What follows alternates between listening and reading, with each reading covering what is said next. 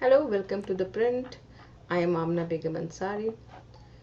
Kashmiri separatist Asiya Andrabi's son wrote a message after she was given life imprisonment in March. Some described it as a plea on behalf of his mother, but he framed it not as an appeal, but as a reminder of what he called a systematic effort to suppress political dissent. The irony was difficult to ignore. Andrabi's son Ahmed was sent abroad to study and build a life for himself, while the organization she founded, Dukhtarane Millat, drew many young people into a cycle of agitation and violence. Some radicalized, others losing their lives in the process. For those who don't know, for one instance, Andrabi was a central figure in the Quit Jammu and Kashmir 2010 campaign, mobilizing support through her network during period of unrest that left over 100 people dead. Many of them were young.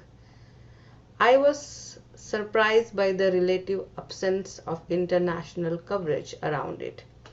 There was little in the way of sustained coverage or opinion beyond a handful of pieces in international outlets, some written by her son and others such as Al Jazeera. Some present Andrabi as a figure who spent her life advocating for women's rights. I remember pausing at that claim, trying to make sense of it. The organization she founded operated during the early year of militancy in Kashmir and issued threats against women who did not wear a burqa or face veil. Some women were attacked with acid. To describe such a figure as a defender of women's rights shows how narratives are constructed and what they choose to emit. I am writing this column because someone had to call a spade. For the sake of our next generation, the community I belong to, we deserve to know the truth beyond simplistic and us versus them theory. Andrabi was not simply an activist or separatist leader. Her politics was beyond dissent into an explicit endorsement of violence.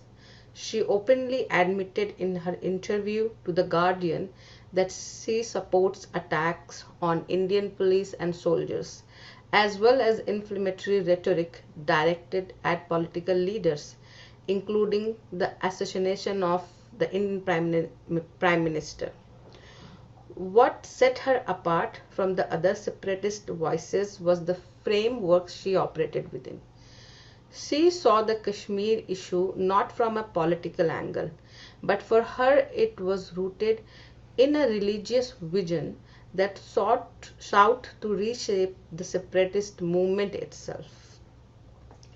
Moreover, anyone who believes she is fighting for justice or self-determination needs to look more closely at what she is actually advocating. This is not a vision of a just or equal society, but one shaped by a theology where rights and freedom are defined by a rigid interpretation of religion. In such a system, there is little space for individual liberty. Women in particular would be expected to conform to impose moral codes, something already reflected in the kind of threats issued against women without a burqa by Andrabi's organization. And her vision leaves no room for a Jammu and Kashmir that belongs equally to all its people, across religion, identities, and beliefs.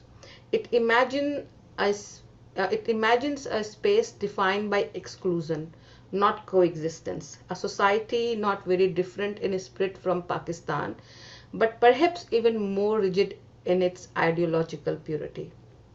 As Indian Muslim, we need to ask ourselves whether we can stand behind any idea that denies equality to us within India. If the answer is no, then we should oppose and reject with the same conviction figures like Asiya Andrabi, who advocate against a similar vision for others.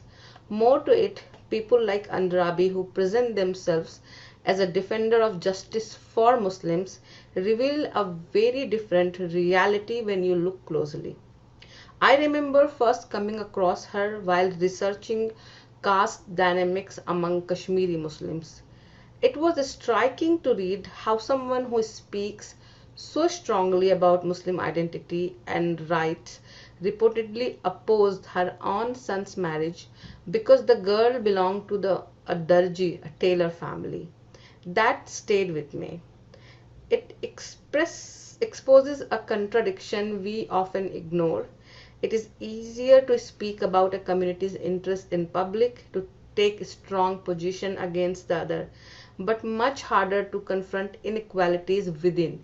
It's another thing to claim to stand for just society and to practice that in a real life. And that is the ground reality of many such figures. They speak the language of justice outwardly, but inwardly the same structures of exclusion remain untouched.